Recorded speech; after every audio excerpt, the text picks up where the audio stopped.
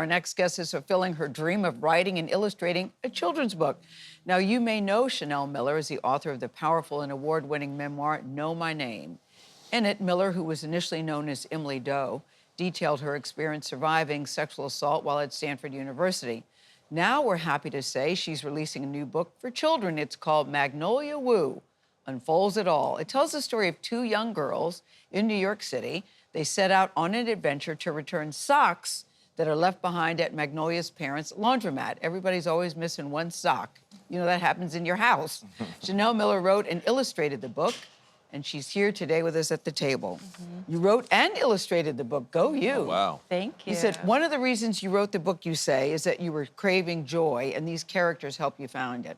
What kind of joy were you craving, and how did the characters help you? Well, first I want to say thank you, Gayle. I spoke to you 5 years ago. Yes, I remember our conversation. And the fact that you conversation. welcome me back makes me feel like you were never interested in me as a singular news story, but you're invested in my trajectory as a human being. Yes, so that means a lot. yes. I'm honored to be sitting at this giant contact lens of a table with all of you. I never thought of Wow, it like that. Now I always seen think of that as a big old too. contact lens. And now we have our eye on you. And now we have our eye on you.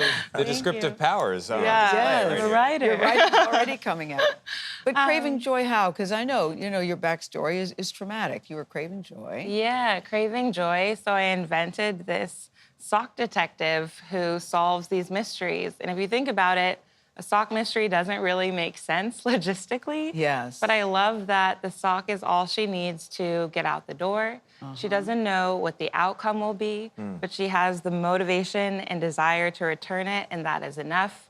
One thing leads to the next, and she ends up where she's meant to be. And that, for me, shows, my life philosophy that you put in effort and chance, and you end up where you're meant to be. But did you think you could write a children's book, Chanel? Yeah. You did. You Yeah. did. And when you first approached people, they said, you in a children's book? Was it an instant sell, or did you have to convince people? Oh, it was instant. I mean, I come from a realm that's very dark and serious, my Yes. other book. Yeah. And I'll tell you, when I told my last story in the courthouse, I was met with rejection, scrutiny, silence, and I thought, there must be something wrong with me.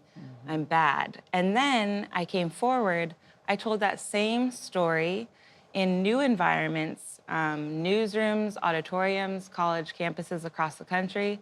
I was met with warmth, curiosity, people delighted in seeing me, and people helped me understand that when you tell a story like mine in a place and you are made to feel ashamed about it, it doesn't mean there's something wrong with you. It means there's something wrong. The context in which you have told your story has failed you.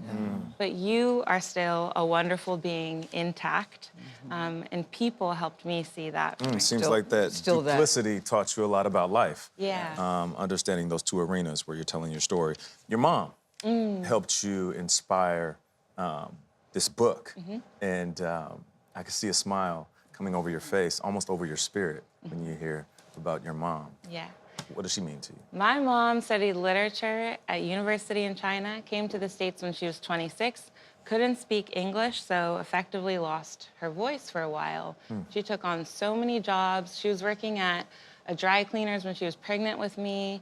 She worked at Frame-O-Rama, framed our kids' drawings in these ornate golden frames around our house. Worked as a YMCA aerobics instructor, as a florist, real estate agent. A superwoman. Yes, superwoman. Yeah. And I'm so impressed with her adaptability and the way she's been able to make a life for herself in this country. And I think about this story, people have all different occupations. In New York City, your bus drivers, whoever's grilling your hot dogs, the people who are vacuuming the floors of this building, they're all complex You individuals. say everybody has a story. Yes. Everybody has a story. Yes. I just want to go back to the premise of the book because Yeah. you've got such a writer's ability to find the emotional center. And the idea of a sock missing pinned to a board is just Yeah. so moving on its own. And then the idea of these two little girls going on an adventure to find the owners. So you saw a sock board in your local laundromat, is that true? Yes, it exists at ABC Laundromat. I love that. It's a real thing, and I love that in a city this big where everyone's so busy, they were still hanging on to these socks with hope that people would return. There's something very earnest Yeah. about that belief. And neighborly and just like And shout out to the laundromats. They are Yeah. community staples. they are. Yeah, absolutely. Really are. Well, we are always cheering you on, Chanel Miller. It's so good to see you again. You Thank look good. you. You look happy. You feeling good? Yeah, I feel great. I hope so. I Yeah, hope it's so. a little early, but I'm very Who you telling? Welcome to our world. Welcome to our world. Magnolia Woo Unfolds It All goes on sale now wherever you like to buy your books.